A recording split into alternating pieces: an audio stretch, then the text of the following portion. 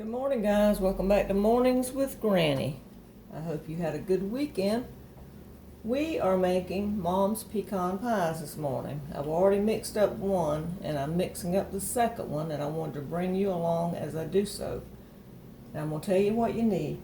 You can make your own pie crust or you can buy them. I buy them. My grandmother always made hers, but I never did. These are the 9-inch regular pie crust, not deep dish. You're going to need 1/2 cup of butter melted. That's what I have in here already. 1 cup of pecans. 1 cup of light brown sugar. 1/2 cup of white granulated sugar.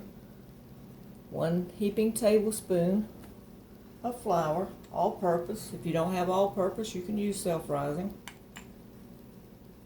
And you're going to need 2 eggs, 1/2 of an eggshell of milk. Yes, 1/2 of an eggshell of milk. And 1 teaspoon of vanilla. Now this recipe came out of a cookbook that Mom got. It was someone gave her a cookbook from the 1800s, and this recipe was in it. And we've been using that recipe ever since she tried it the first time. I'm putting in the white sugar with the butter and the light brown sugar. You're going to mix these two together, making sure you don't have any lumps in your brown sugar. But everyone loves them because they're not as sweet as the Karo syrup kind. She gets asked to make them for the church every year, but Mama's getting more frail, so she can't make them anymore, so I'm making them now. Alright, you want to mix that thoroughly. Okay? And then your 2 eggs. I always like to break them separate in case you got a bad one. Remember, you need just 1/2 of an eggshell to measure your milk. Alright, that egg's okay, so it's going in.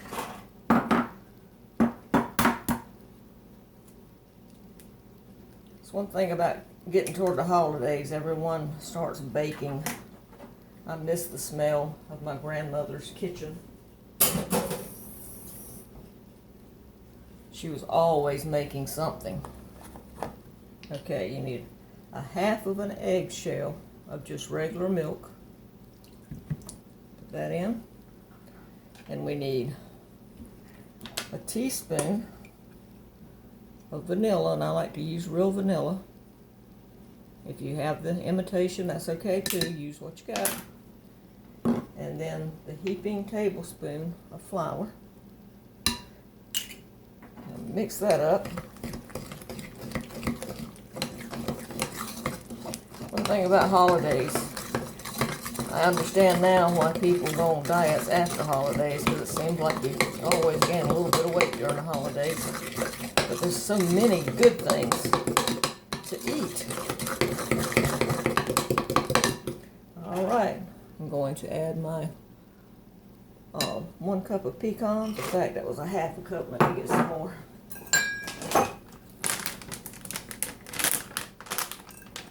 So I was using a 1/2 cup measure, so you want 1 cup of pecans. Mix that up.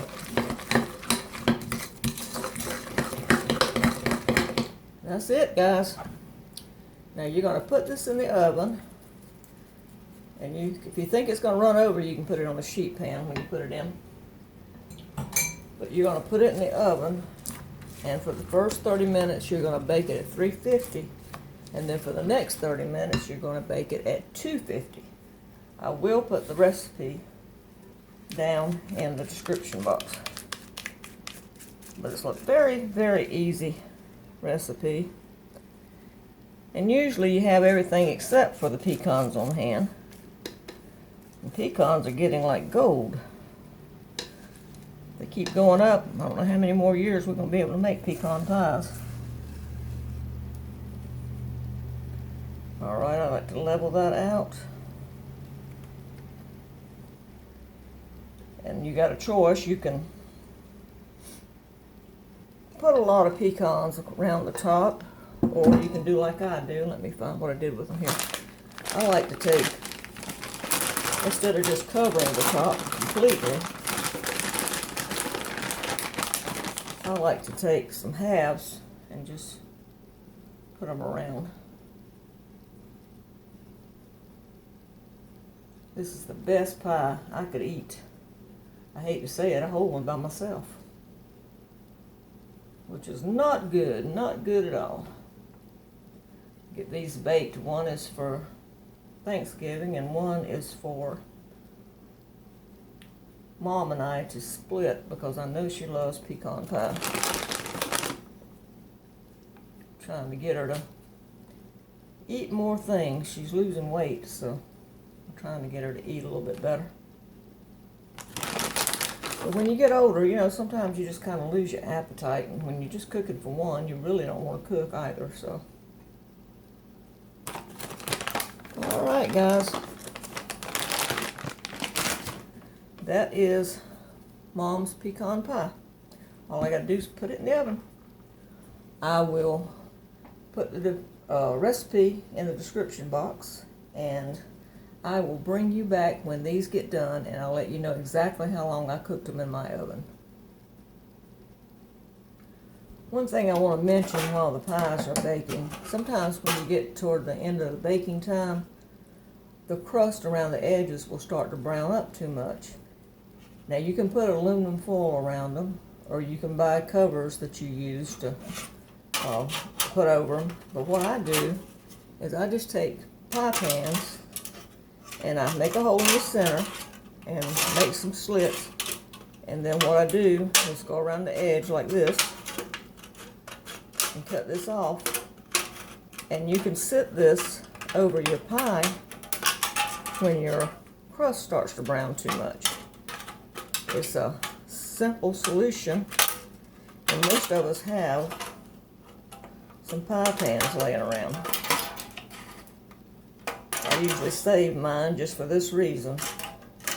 And once you get them cut, you can keep reusing them. They'll last a long time.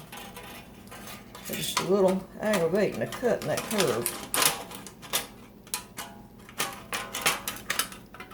But, you know, our grandparents didn't go out and buy everything they needed. They improvised. And that's what we need to do, is improvise. Like I said, these things are just a little aggravating to cut, but well worth the time. I don't know how much those I guess you call them crust covers. I don't know how much those things are. But like I said, you can do your own. Just want to make sure you don't leave any little slivers of metal around the edges to get in your pies. Just kind of neaten it up. And you got your own crust cover. Alright guys, be back when the pies get done. Okay guys, the pies just come out of the oven, and it did take the full time to cook. Now all you gotta do is let them cool. Once they cool, you can wrap these and freeze them ahead. Alright guys, I hope you have a happy Thanksgiving, and I will see you Friday. Bye-bye.